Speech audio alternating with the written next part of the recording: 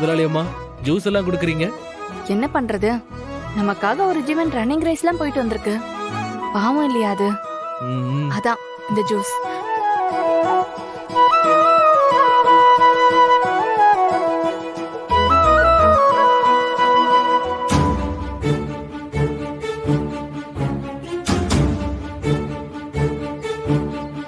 ஐயோ, அத்தை வராங்க, நம்ம அப்புறமா பார்க்கலாம். ஜூஸ் குடிச்சிட்டு தான் வேலை பாப்பீங்களோ? இல்லம்மா, அது வந்து என்ன பண்றது, என் மருமக சம்பாதிக்கிற காசெல்லாம் இப்படிதான் போகும் போல இருக்கு. சரி சரி, என் பொண்ணு அவ ஷாப்பிங் பண்ண கவர்லாம் கார்ல வச்சிருக்காளாம், அதை எடுத்துட்டு வந்து குடுக்க சொன்னா. போ. சரிங்கம்மா.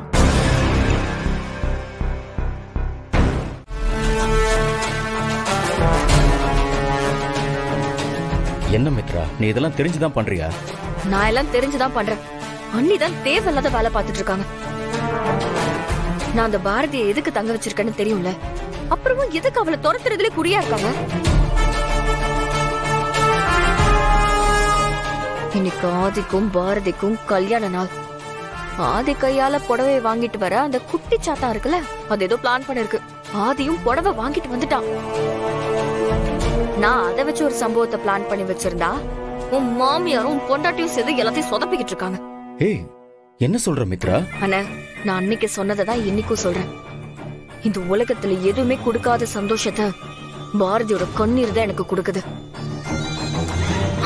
எனக்கு அந்த பாரதி அழுதுகிட்டே இருக்கணும், அதை பார்த்து நான் சிரிச்சுக்கிட்டே இருக்கணும்.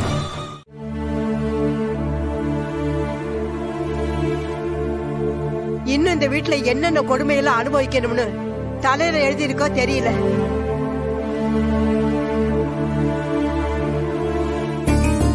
அந்த மீனா கூட ஒரு ரகமுடி, ஆனா அவ ஆத்தாக்காரி இருக்கா பாரு, பத்திர காளியையும் மூலி அலங்காரியும் ஒன்னா சேர்த்து வச்ச மாதிரி இருக்கா. அவளுக்கெல்லாம் நல்ல சாவே வராது. பாட்டி, கொஞ்சம் சும்மா இருக்கீங்களா? ஆமா, எப்ப பார்த்தாலும் எங்களையே சொல்லு. நம்ம மனோ என்ன அப்படிப்பட்டவனா? ஏதோ வேற வழி இல்லாம இங்க வந்ததால அவங்க இஷ்டத்துக்கு என்ன வேணாலும் பேசிட்டு இருப்பாங்களா? என் தம்பிய பத்தி எனக்கு தெரியும், உங்க பையனை பத்தி உங்களுக்கு தெரியும். அப்புறம் ஏன் விடுங்க. இருந்தாலும் இந்த வீட்டுல இருக்க இருக்க ஏதோ நெறிஞ்சு முள்ள படுத்திருக்கிற மாதிரி இருக்கு. நம்மளையெல்லாம் வேலைக்காரங்க மாதிரி நடத்தினா கூட பரவாயில்ல, ஆனா மனுஷனா கூட மதிக்க மாட்டேங்கிறாங்களே. கடவுள் ஏன் எப்போ நம்மள இப்படி சோதிக்கிறாருன்னு தெரியல.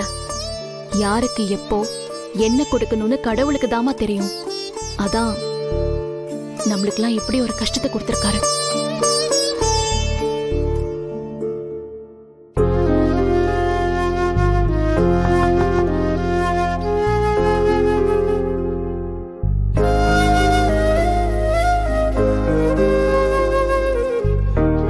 சாரி பாரதி, ஒரு சின்ன மிஸ் அண்டர்ஸ்டாண்டிங்ல ஏதோ நடந்துருச்சு.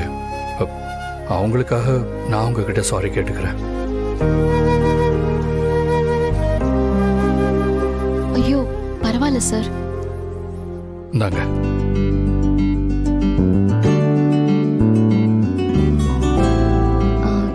என்ன இது? புடிங்க பாரதி.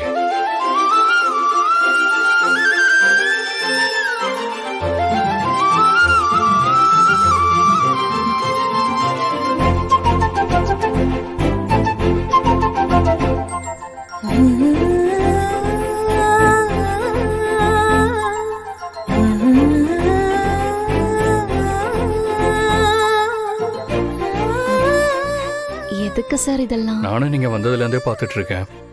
இந்த புடவை தான் மாத்தி மாத்தி கட்டிட்டு இருக்கீங்க. அதான் உங்களுக்கு கிராண்டா ஒரு புடவை வாங்கிட்டு வந்தேன். ஆக்சுவலி நான் அப்பவே வாங்கிட்டு வந்துட்டேன். உங்ககிட்ட கொடுக்கறதுக்குள்ள வீட்டுக்குள்ள என்னென்னமோ நடந்துருச்சு.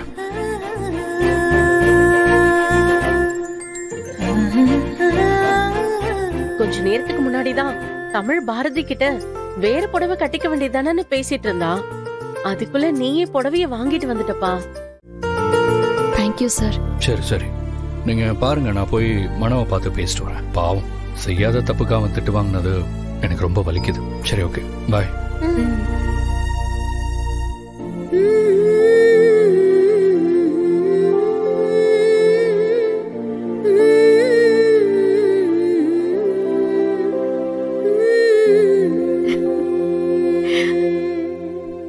ஐயோ, என்ன பாட்டி திடீர்னு கண்ணு இப்படி கூசுது? ஐயோ, என்னாச்சு? ஏன் கண்ணு கூசுது?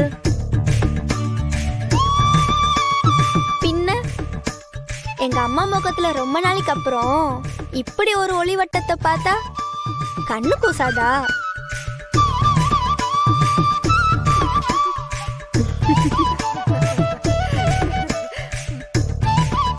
ஆமாடி, எனக்கு கூட கண்ணு கூசதான் செய்யுது. பாட்டி ஆஹா, கல்யாண நாள் அதுமா புருஷன் கையால புது புடவை கிடைச்சிருச்சு. அப்படிதான் அத்தை இருக்கும். உங்களுக்கு எப்படி எங்க கல்யாண நாள் தெரியும்?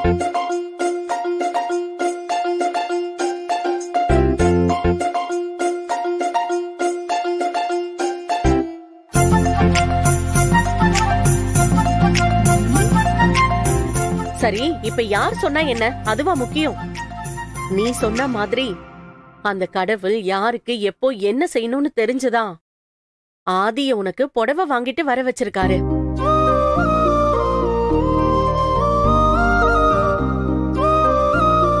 சரி சரி, வெக்கப்பட்டதெல்லாம் போதும்.